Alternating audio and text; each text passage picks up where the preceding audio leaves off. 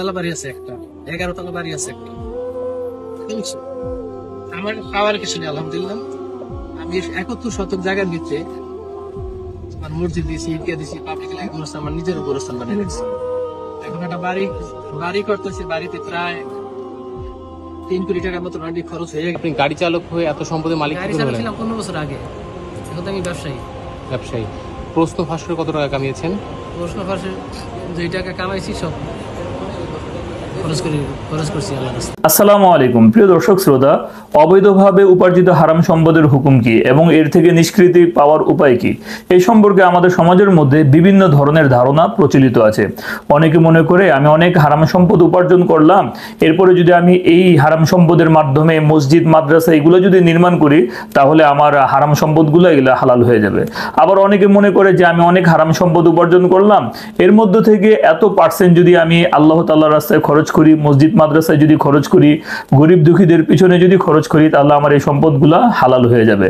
আবার অনেকে মনে করে আমি যদি এই হারাম সম্পদ উপার্জন করার পর হজ করি, নামাজ পড়ি, রোজা রাখি, একেবারে ইসলাম প্রিয় দিনদার মানুষে পরিণত হয়ে যাই, তাহলে হয়তো আল্লাহ তাআলা আমাকে ক্ষমা করে দিবেন এবং এই আমার হারাম সম্পদগুলো আল্লাহ তাআলা হালাল করে দিবেন। এমনই ধারণা আমাদের সমাজের অনেক মানুষ পোষণ করে থাকে।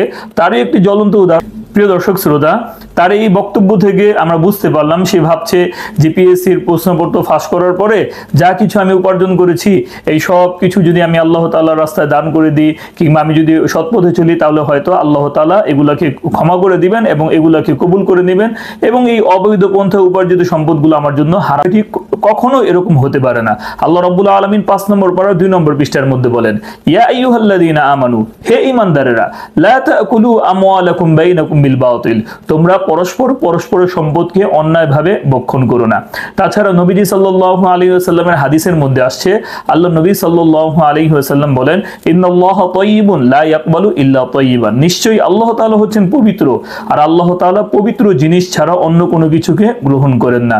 অতএব আপনি অবৈধভাবে হারাম সম্পদ উপার্জন করার পর আপনি যদি এই টাকা দিয়ে হজ করেন, নামাজ পড়েন, রোজা রাখেন, তাহলে এই সব কোনো কিছুই আপনার জন্য কবুল হবে না। আপনি যদি মসজিদ মাদ্রাসার পিছনে যদি খরচ করেন, তাহলে এগুলো কোনো কিছুই আপনার জন্য উপকার বয়ে আনবে না। অনেকে মনে করে থাকে হারাম সম্পদ দিয়ে যদি আমি এরকম ভাবে মসজিদের বাথরুম তৈরি করে দিতে পারি, আমি এরকম ভাবে আমার ঘরের বাথরুম তৈরি করে দিতে পারি, তাহলে মনে হয় এগুলোও জায়েজ আছে। আসলে এগুলো কোনো কিছুই জায়েজ নেই। তাহলে এই হারাম সম্পদ থেকে নিষ্কৃতি পাওয়ার উপায় কি এবং এর মাধ্যমে আমরা কিভাবে তওবা করে ফিরে আসতে পারি, এর জন্য আমাদের করণীয় কি? এই ক্ষেত্রে যদি আপনি ফতোয়ার প্রসিদ্ধ কিতাব ফতোয়া শামির মধ্যে দেখেন, তাহলে সেই জায়গার মধ্যে ইবনে আবিদিন শামি রাহিমাহুল্লাহ উনি উল্লেখ করে দিয়েছেন যে নিষ্কৃতি পাওয়ার উপায় হচ্ছে এই অবৈধভাবে উপার্জিত সম্পদের যারা মালিক আছে এই মালিকদেরকে খোঁজ করে করে বের করতে হবে। খোঁজ করে যাদের কাছ থেকে অর্থগুলো আত্মসাৎ করা হয়েছে তাদের সকলের কাছে এই সম্পদগুলোকে ফিরিয়ে দিতে হবে। আর যদি সম্পদের মালিক যদি মৃত্যুবরণ করে কিংবা তাদের সম্পর্কে কোনো খোঁজ খবর না থাকে, তাহলে এই সম্পদের ওয়ারিস যারা আছে এই ওয়ারিসদেরকে খুঁজে বের করতে হবে এবং এই ওয়ারিসদের কাছে এই সম্পদের মালিকের সম্পদগুলোকে হস্তান্তর করতে হবে। আর যদি সম্পদের মালিকের ব্যাপারেও যদি কোনো ধারণা না থাকে, ওয়ারিসদের ব্যাপারেও যদি কোনো ধারণা না থাকে, খোঁজ খবর পাওয়া না যায়, তাহলে এই সম্পদের মালিকের পক্ষ থেকে সওয়াবের নিয়ত ছাড়া তার পক্ষ থেকে এগুলাকে সদকা করে দিতে হবে। এমন 7ম খণ্ডের 301 নম্বর পৃষ্ঠা বাবু আল বাইউল ফাসিদের মধ্যে উনি উল্লেখ করেছেন। উনি হাসিলু ইন আলিমা আরবাবুল আমওয়াল ওয়াজাবা রাদ্দাহু আলাইহিম, যদি এই অবৈধভাবে সম্পদ উপার্জনকারী ব্যক্তি এই সম্পদের মালিকের ব্যাপারে খোঁজ খবর পায়, ওয়াজাবা রাদ্দাহু আলাইহিম, তখন এই ব্যক্তির উপর ওয়াজিব হচ্ছে, কর্তব্য হচ্ছে সম্পদের মালিকের কাছে তার সম্পদগুলোকে ফিরিয়ে দিবে।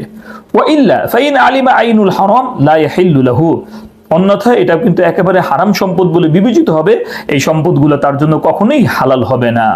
ওয়ায়াতাসাদ্দাকু বিহি বিনিয়াতি সাহিবিহি, তখন এর থেকে নিষ্কৃতি পাওয়ার উপায় হচ্ছে এই সম্পদের মালিকের পক্ষ থেকে সওয়াবের নিয়ত ছাড়া এটাকে সদকা করে দিতে হবে। বহু একই ধরনের ফতোয়া দিয়েছেন বিশ্ববিখ্যাত আলেমে দ্বীন ইমাম নববী রাহিমাহুল্লাহ তার বিখ্যাত কিতাব রিয়াজুস সালিহিনের বাবু তওবা অধ্যায়ের মধ্যে। ওই জায়গার মধ্যে ইমাম নববী রাহিমাহুল্লাহ উল্লেখ করেন, ওয়া আইয়াবরা মিন হাক্কি সাহিবিহা ওয়া ইন কানাত মালান আও নাহওয়াহু রাদ্দাহু ইলাইহি। কোন ব্যক্তি যদি কোন ব্যক্তির সম্পদকে অবৈধভাবে আত্মসাৎ করে, তাহলে এর থেকে নিষ্কৃতি পাওয়ার উপায় হচ্ছে যে সম্পদের মালিক যার, এই সম্পদটা তার কাছে ফিরিয়ে দিতে হবে, অন্যথায় কোনো অবস্থাতেই সে মাপ পাবে না। তার মানে বোঝা গেল, এইভাবে আমি যদি অবৈধভাবে হাজার মানুষের সম্পদ আত্মসাৎ করি, আত্মসাৎ করার পর আমি যতই আল্লাহ তাআলার রাস্তায় কাজ করি না কেন, মসজিদ মাদ্রাসা দ্বীনের পথে আল্লাহর পথে যতই কাজ করি না কেন, আল্লাহ রাব্বুল আলামিন কখনোই আমাকে ক্ষমা করবেন না, যতক্ষণ পর্যন্ত না ওই ব্যক্তি সম্পদের মালিক যে, সে যতক্ষণ পর্যন্ত আমাকে ক্ষমা না করবেন। আল্লাহ রাব্বুল আলামিন আমাদের সকলকে সহি সমঝ দান করুক। আল্লাহ রাব্বুল আলামিন আমাদের লোভকে সীমিত করে দিক। আল্লাহ রাব্বুল আলামিন আমাদের সকলকে সুন্দরভাবে জীবনযাপন করার তৌফিক দান করুন। প্রিয় দর্শক শ্রোতা, একটা জিনিস মনে রাখবেন, আপনার তাকদিরে আল্লাহ রাব্বুল আলামিন যতটুকুই রেখেছেন, ওই অতটুকুই আপনার কাছে আসবে, আর অতটুকুই পূর্ণ করার আগে আপনি কখনোই মৃত্যুবরণ করবেন না। অতএব হারাম পন্থা ছেড়ে দিয়ে আপনি হালালভাবে জীবনযাপন করুন, জীবনের মধ্যে শান্তি আসবে। আমাদের ভিডিওটি যদি ভালো লেগে থাকে তাহলে অবশ্যই লাইক কমেন্ট শেয়ার করবেন, আর আমাদের চ্যানেলে নতুন হয়ে থাকলে অবশ্যই সাবস্ক্রাইব করবেন। আর অনেকেই আছেন আমাদের চ্যানেলে ভিডিওগুলো দেখে চলে যান, কষ্ট করে একটু সাবস্ক্রাইব করে দিবেন। আর আমাদের চ্যানেলে এই ধরনের গুরুত্বপূর্ণ ভিডিও আছে, আপনারা চাইলে দেখে আসতে পারেন। আর আপনাদের যদি কোনো মহামূল্যবান মতামত থাকে আমাকে জানাতে পারেন।